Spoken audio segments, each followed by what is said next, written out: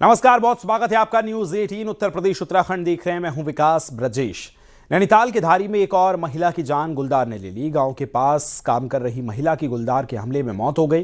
पूरे इलाके में दहशत का माहौल बना हुआ है। महिला की पहचान खुटिया खाल की गंगा देवी के तौर पर हुई। उनका शव गांव के 2 किलोमीटर दूर मिला। धारी ब्लॉक में 1 महीने के भीतर गुलदार के हमलों में तीसरी महिला की जान गई है। गुलदार के लगातार हमलों से पूरे इलाके में वन विभाग से लोग गुस्से में हैं। गुलदार के हमले से हुई महिला की मौत के बाद ग्रामीणों ने विधायक समेत अधिकारियों का विरोध भी जताया है। इंसान से ज्यादा इस बाघ को प्यार कर रहे हैं। भाई इंसान से बड़ा क्या हो सकता है? मनुष्य होने से बड़ी होनी क्या हो सकती है? मनुष्य से बड़ा कोई नहीं है, चाहे वो बाघ हो चाहे कोई दूसरा जानवर हो। इसलिए मैंने पहले दिन ही निवेदन किया था कि इसको हर हाल में मारिए। माननीय सरकार ने, मुख्यमंत्री जी ने इसको मारने का आदेश जारी किया है। तो हमने बोला है कि आप जंगल में बिल्कुल अंधेरे के टाइम ना जाएं और टाइम भी सावधानी रखें, लेकिन लोग फिर भी जाते हैं क्योंकि अब पानी का है, चारे का है, तो उन लोगों की भी गलती नहीं है, उनको जाना पड़ता है। लेकिन हमने आगाह कर दिया है कि जहाँ जहाँ पे बाघ दिखे तो उस टाइम तो बिल्कुल ना जाए। जैसे आज यहाँ पे बाघ दिखा था सुबह और अभी दिखा है, तो अभी तो हम लोग उनको बोलेंगे कि ना जाएं, तो लेकिन अब हो जाता है। नैनीताल के धारी में महिला की गुलदार के हमले से मौत के बाद अब सड़कों पर उसकी मूवमेंट ज्यादा दिखी है। मुक्तेश्वर और रामगढ़ के बीच दिन के समय गुलदार दिखने से लोगों में दहशत है। इसके साथ ही कलियासलेख, मुक्तेश्वर, बुढ़ीबान में भी गुलदार नजर आया, जबकि बच्चे और बुजुर्ग इन रास्तों में पैदल ही सफर करते नजर आए। हालांकि कई बार स्थानीय लोग शिकायत इन गुलदारों को पकड़ने की करते हैं, लेकिन वो विभाग ने कोई प्रयास नहीं किए। आपको बता दें कि इसी इलाके में धारी ब्लॉक के 3 महिलाओं को गुलदार हमले में मौत हो चुकी है।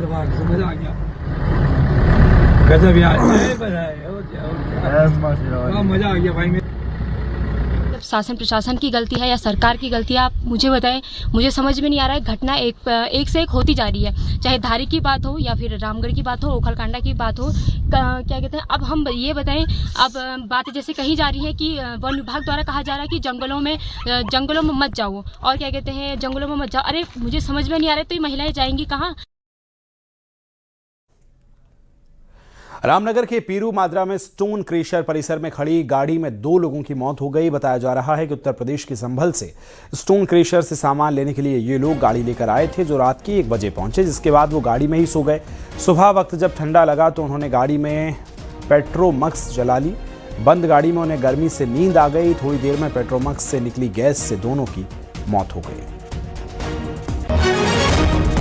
ज्यादा गौर से देखा उन्होंने, मतलब खिड़की में झांक के बंद नहीं है, तो मतलब ऐसा लगा हमें इनकी सांस लग गई, तो हमने खिड़की में बॉडी साइड की जमीन है।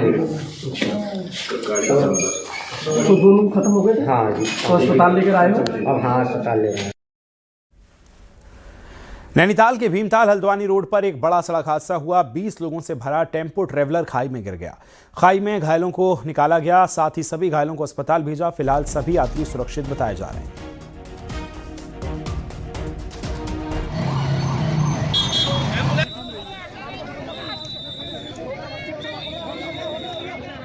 ऑल्टो वाले ने गलत ओवरटेक किया, आगे जगह थी नहीं, उसको पास देने के चक्कर में थोड़ी सी गाड़ी लेफ्ट दबाई तो एक टायर नीचे उतर गया रोड से, और एक टायर उतरा तो पूरी गाड़ी अनबैलेंस हो गई और नीचे चली गई। क्या कहाँ के थे? छात्र थे? क्या थे? सर कुछ दिल्ली से है, कुछ गाजियाबाद इंद्रपुरम से है, यूपी से।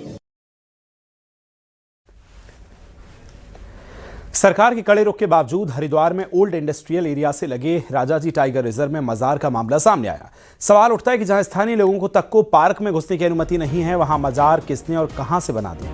बताया जा रहा है कि हरिद्वार डीएम ने पार्क प्रशासन को अतिक्रमण हटाने के निर्देश दिए थे, लेकिन पार्क प्रशासन ने कोर्ट का हवाला देकर पल्ला झाड़ दिया।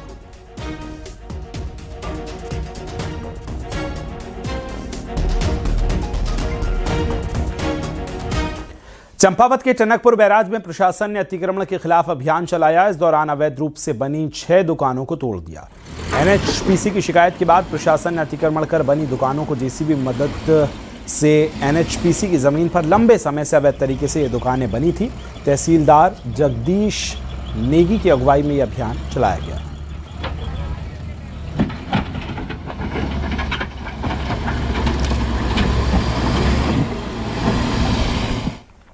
हरिद्वार के कनखल में कूड़ा न डालने को लेकर गाली वाली अभद्र चेतावनी दीवार पर लिख दी गई। अभद्र चेतावनी को देखकर लोग हैरत में पड़ गए। दरअसल कनखल के लाटो वाली में एक दीवार पर उस स्थान पर कूड़ा न डालने को लेकर चेतावनी और अभद्र भाषा लिखी गई। लेकिन हैरानी की बात यह है कि चेतावनी नगर निगम हरिद्वार के हवाले से लिखी गई, जिसके बाद अभद्र चेतावनी की फोटो सोशल मीडिया पर वायरल हो गई।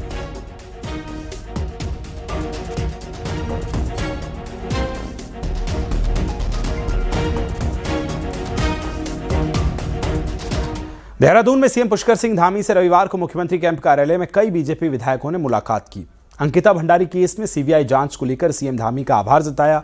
सीएम धामी से पूर्व कैबिनेट मंत्री प्रेमचंद अग्रवाल, विधायक खजान दास, किशोर उपाध्याय, सहदेव पुंडीर, आशा नौटियाल, रेणु विस्ट समेत ब्रजभूषण गैरोला और शक्तिलाल शाह ने मुलाकात की।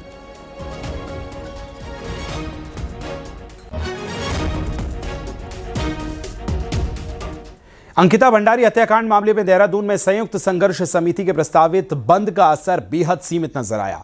बंद के नाम पर जुलूस प्रदर्शन हुआ, लेकिन ना तो भीड़ दिखी और ना ही बाजारों में कोई खास असर नजर आया। रिपोर्ट आपको दिखाते हैं।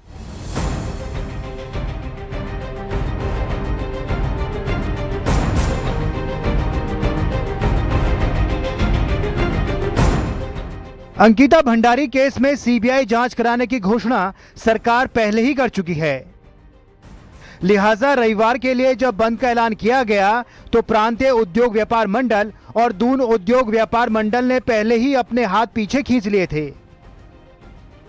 लेकिन कांग्रेस समेत कई संगठन सीबीआई जांच सुप्रीम कोर्ट के सिटिंग जज की देखरेख में कराने की मांग को लेकर बंद पर डटे रहे। गढ़वाल के कुछ क्षेत्रों में इसका असर देखने को मिला, लेकिन राजधानी देहरादून और कुमाऊं के जिले में इसे अपेक्षित जनसमर्थन नहीं मिल पाया। खास बात यह रही कि जिस समिति के नाम पर बंद बुलाया गया, उस समिति के भी गिने चुने लोग सड़कों पर उतरे। देहरादून के पलटन बाजार में कई व्यापारियों ने दुकान बंद करने से मना कर दिया। आज का जो प्रदर्शन है, कल कांग्रेस ने आह्वान तो किया था बंद का, लेकिन आज कांग्रेस ही कोई दिख नहीं रहा है। इसमें क्या चक्कर है? देखिए, ये जनता का आंदोलन है। राजनीतिक दलों को आना होगा तो आए पीछे, क्योंकि आज डंडे झंडे का लिए मना किया गया है, इसलिए बहुत से लोग नहीं दिखाई देंगे, लेकिन उनके लोग हमारे साथ हैं। नहीं, हमारा बंद कराने में कोई नहीं, हम सबके साथ हैं। अगर व्यापार मंडल कहता है खोलो तो हम खोलते हैं। व्यापार मंडल ने कल आह्वान किया कि व्यापार खुलेगा, हम सुबह घर से उठ के आए हैं और हम खोल रहे हैं, तो आगे बंद करा रहे हैं। हम बेवकूफ हैं या कौन बेवकूफ? दुकानदार को हमेशा बेवकूफ ही समझा गया। संयुक्त संघर्ष समिति ने देहरादून में प्रदर्शन किया, लेकिन दिलचस्प बात यह रही कि कल तक बंद का आह्वान करने वाली कांग्रेस ने देहरादून में इसे पूरे प्रदर्शन से खुद को अलग रखा। जुलूस प्रदर्शन के दौरान ना तो कांग्रेस के नेता दिखे और ना ही कार्यकर्ता। अब कांग्रेस का कहना है कि उसका बंद को नैतिक समर्थन था। बीजेपी कह रही है कि उसने कांग्रेस की सद्बुद्धि के लिए प्रदेश में बुद्धि शुद्धि यज्ञ किया है। देखिए, आज का जो बंद था ये तमाम सामाजिक संगठनों के द्वारा बुलाया गया बंद था और कांग्रेस पार्टी का इसको नैतिक समर्थन था। कांग्रेस पार्टी के आज कई जो है कार्यक्रम पहले से घोषित थे, जैसे मनरेगा के खिलाफ हमारा ग्रास रूट पे आंदोलन चल रहा है, एक हमारा राष्ट्रीय टैलेंट हंट प्रोग्राम चल रहा है, उसके इंटरव्यू जो है कांग्रेस भवन में चल देंगे। आज उन्हें ये समझ में आया होगा कि जनता जो है वो मुद्दे के साथ है, उस बहन की संवेदनाओं के साथ है, न कि कांग्रेस के साथ है। और इसी के चलते भारतीय जनता पार्टी ने कांग्रेस की दिमाग ठिकाने आए, उनके जो कार्यकर्ता हैं, उनके जो नेता हैं, जो अलग अलग बयानबाजी करते हैं, उनके भी दिमाग सही रहे, उसके लिए पूरे प्रदेश भर में बुद्धि शुद्धि यज्ञ भी कराया कि उनकी भगवान उनको एक सद्बुद्धि दे। कुल मिलाकर राजनीतिक असमंजस, जनसमर्थन की कमी और कांग्रेस के सिरे से गायब होने के चलते संघर्ष समिति का बंद और प्रदर्शन कम से कम राजधानी में अपना प्रभाव नहीं छोड़ पाया। इससे बीजेपी ने जरूर राहत की सांस ली है। न्यूज 18 के लिए देहरादून से सुनील नवप्रभात की रिपोर्ट। वहीं प्रदेश में बुलाए गए बंद पर बीजेपी प्रदेश अध्यक्ष महेंद्र भट्ट ने कहा कि जब कोई राजनीति के चश्मे से आंदोलन खड़ा होता है तो वो फ्लॉप हो जाता है। बंद के फ्लॉप होने पर उन्होंने प्रदेश की जनता और व्यापारियों का आभार जताया। देखिए, राजनीति के चश्मे से अगर कोई आंदोलन खड़ा होता है तो उसको जनता का समर्थन कभी मिल नहीं सकता है। अंकिता भंडारी मामले में जिस प्रकार वातावरण पूरे प्रदेश के अंदर बनाया गया और बंद की कॉल दी गई, आज वो बंद पूरी तरह फ्लॉप रहा। मैं उत्तराखंड के सभी नागरिकों का आभार व्यक्त करता हूं ट्रांसपोर्टर का आभार व्यक्त करता हूँ, व्यापारियों का आभार व्यक्त करता हूँ। अगर आप नॉनवेज खाने के शौकीन हैं तो ये खबर आपके लिए बेहद ज़रूरी है, क्योंकि नॉनवेज के नाम पर बीमारियां आपकी थाली तक पहुंचाई जा रही हैं। रिपोर्ट में आपको दिखाते हैं।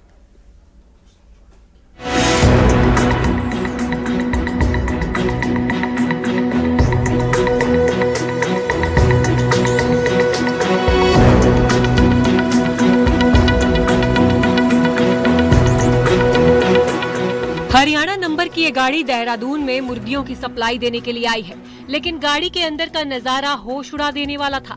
अधिकतर मुर्गियां मरी हुई थीं, तो कई मरणासन स्थिति में थीं। आशंका जताई जा रही है कि ये मुर्गियां किसी गंभीर बीमारी से संक्रमित थीं। हैरानी की बात यह है कि इन मुर्गियों को मारकर नॉनवेज के शौकीनों को परोसा जा रहा है।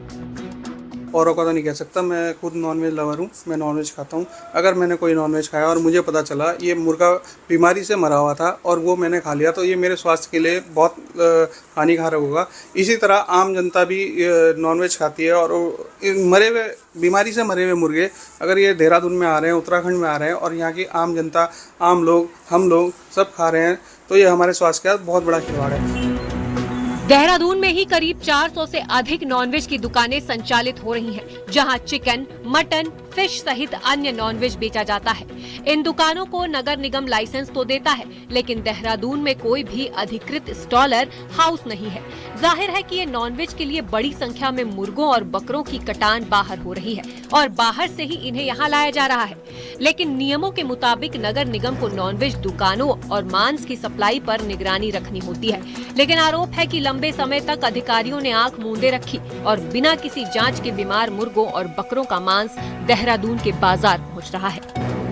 जो शिकायत प्राप्त हुई है उसमें लगातार नगर निगम की टीम ग्राउंड पर चालानी कार्रवाई भी करती है और साथ ही साथ जो भी रजिस्ट्रेशन संबंधी कार्रवाई है उसको भी चेक कर रही है।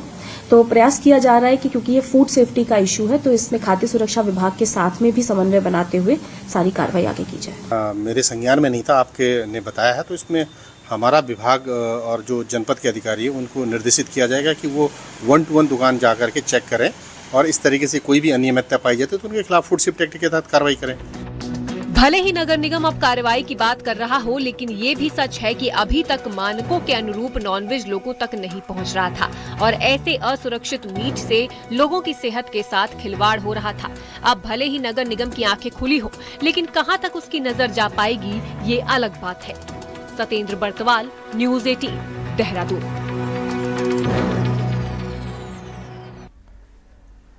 जोनसार बावर के आराध्य चालदा महासू महाराज की प्रवास यात्रा को लेकर खत कोरू समेत 12 खतों के निवासियों ने एक ऐतिहासिक फैसला आज लिया।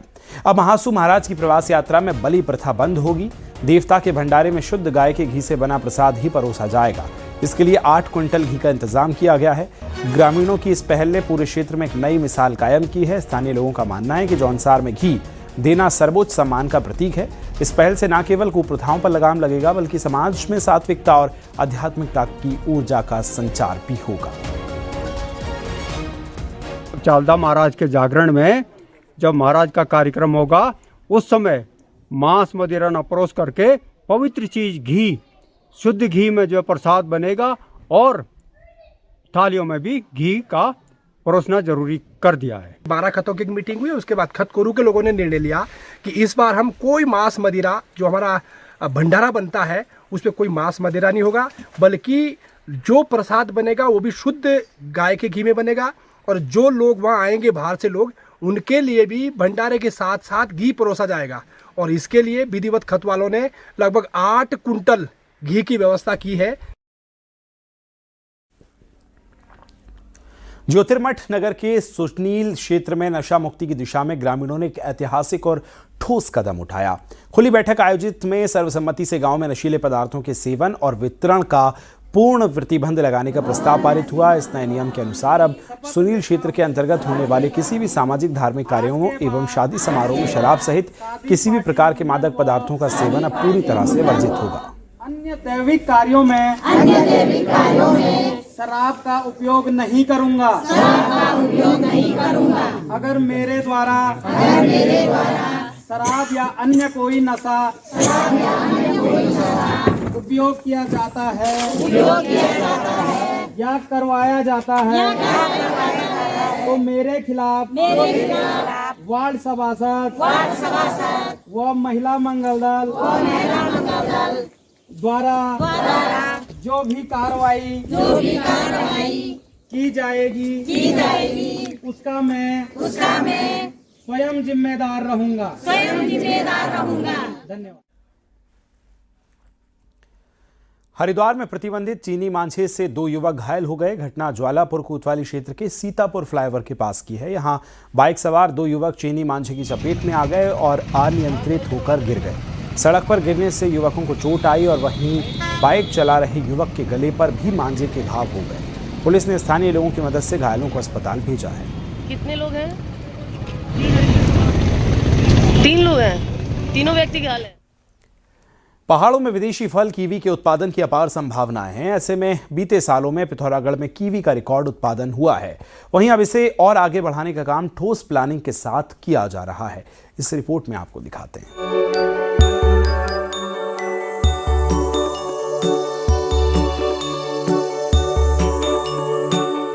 पहाड़ों में कीवी उत्पादन को लेकर किसानों का क्रेज लगातार बढ़ रहा है। यही वजह है कि पिथौरागढ़ में बीते साल 175 क्विंटल कीवी का उत्पादन हुआ।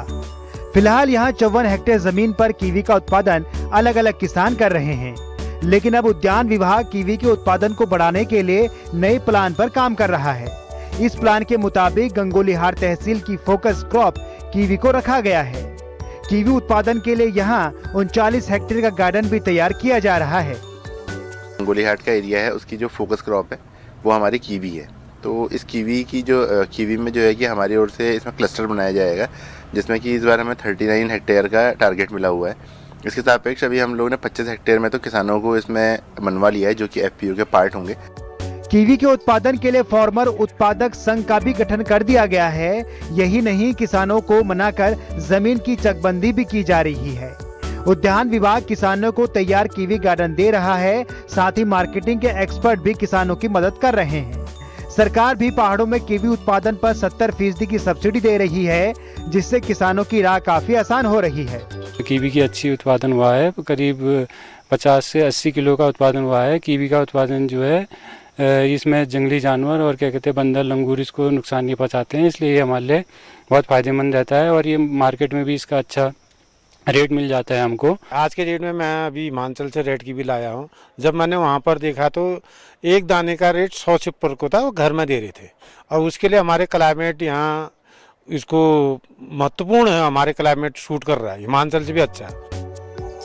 पहाड़ों में हैबर्ड, एलिसन, ब्रोनो, मोंटी, गोल्डन और रेड प्रजाति की कीवी आसानी से पैदा हो सकती हैं। ऐसे में कीवी उत्पादन से जहां पहाड़ आत्मनिर्भरता की राह पकड़ सकता है, वहीं अपने ही घर में युवाओं को रोजगार भी मिल सकता है।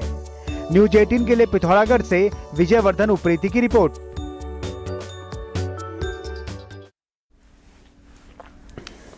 इस साल सितंबर में 12 साल बाद मां नंदा देवी राजजात यात्रा होनी है, लेकिन इससे पहले ही यात्रा पड़ावों को लेकर विवाद शुरू हो गया है। मां नंदा देवी सिद्धपीठ करूड़ मंदिर समिति ने शासन प्रशासन पर श्रद्धालुओं को गुमराह करने का आरोप लगाया।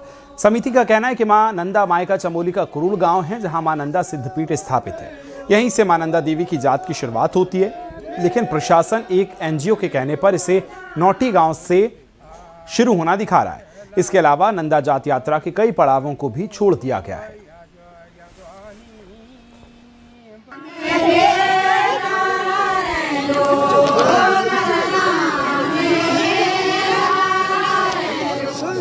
कहा जा रहा है कि नौटी से यात्रा प्रारंभ होती है। ये कतिपय इसमें गलत बात कही जा रही है और ऐसा कहना उचित नहीं है, क्योंकि ये हमारे धार्मिक और पारंपरिक रीति नीतियों को की हानि, मानहानि कहा जा सकता है, जो कि इस महापर्व के लिए उचित नहीं है। माँ सिद्धपीठ की जो शिलामूर्ति की जो अवहेलना की जा रही है, उसके विरोध में हम उनसे कहना चाहते हैं कि आप माँ के जो वास्तविक जो परंपरागत रूप है, जो सांस्कृतिक जो हमारे परंपरा रही है, उस पर आप बिल्कुल छेड़छाड़ न करें और माँ नंदा देवी सिद्धपीठ करूड़ से आगामी जो भी बड़ी जात, जिसे हम स्थानीय भाषा में कहते हैं, क्योंकि सिद्धपीठ करूड़ से प्रतिवर्ष लोक जात का आयोजन किया जाता है। देश के बड़े शहर अपनी ऐतिहासिक धरोहरों को बचाने के लिए हेरिटेज एक्ट और हेरिटेज सील बना चुके हैं, लेकिन उत्तराखंड आज भी ऐसे किसी कानून और व्यवस्था से वंचित रहा है। नतीजा ये है कि शहरों की ऐतिहासिक पहचान एक एक कर मिटती जा रही है। इस रिपोर्ट में आपको दिखाते हैं।